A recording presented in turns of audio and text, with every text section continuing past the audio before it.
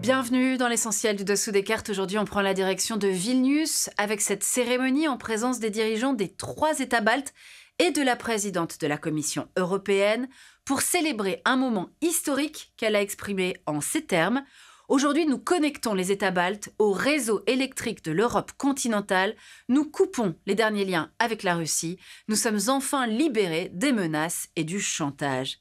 Cela faisait pourtant déjà 35 ans que les États baltes étaient sortis de l'orbite soviétique, mais les liens de dépendance énergétique avec la Russie ont donc été bien plus longs et complexes à rompre.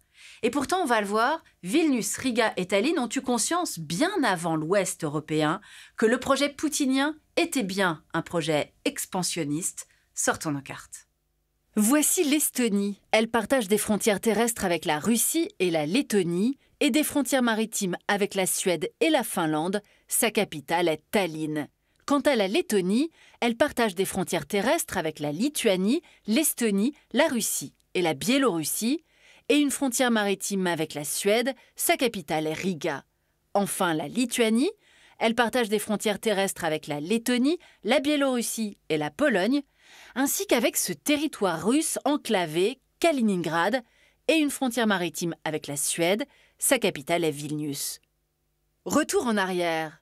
Au cours de la Seconde Guerre mondiale, Moscou annexe l'Estonie, la Lettonie et la Lituanie. Il faudra attendre 1991 pour que les États baltes retrouvent la voie de la souveraineté.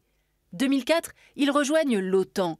Une façon de se protéger de toute velléité d'annexion de la Russie, le souvenir douloureux des années soviétiques étant encore très vif. 2014, c'est l'annexion de la Crimée, une région ukrainienne, par la Russie. 2022, la Russie lance cette fois l'invasion à grande échelle de l'Ukraine. Les États baltes avaient, dès 2014, soutenu l'Ukraine et alerté leurs alliés occidentaux sur les projets expansionnistes de Poutine, prenant rapidement des mesures de rétorsion contre la Russie. Des mesures coûteuses pour les pays baltes, car jusque-là, Moscou restait l'un de leurs principaux partenaires commerciaux.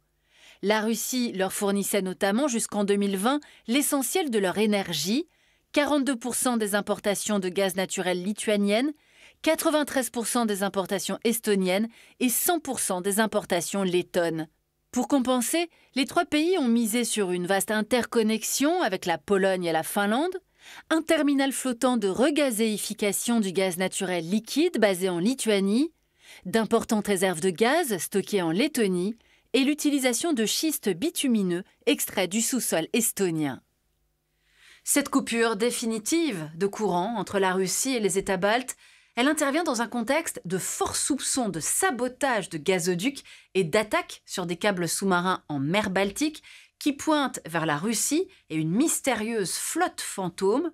Pour renforcer la surveillance dans la zone, l'OTAN vient de mettre en place l'opération Sentinelle de la Baltique. Voilà l'essentiel du dessous des cartes, c'est fini pour aujourd'hui. À bientôt.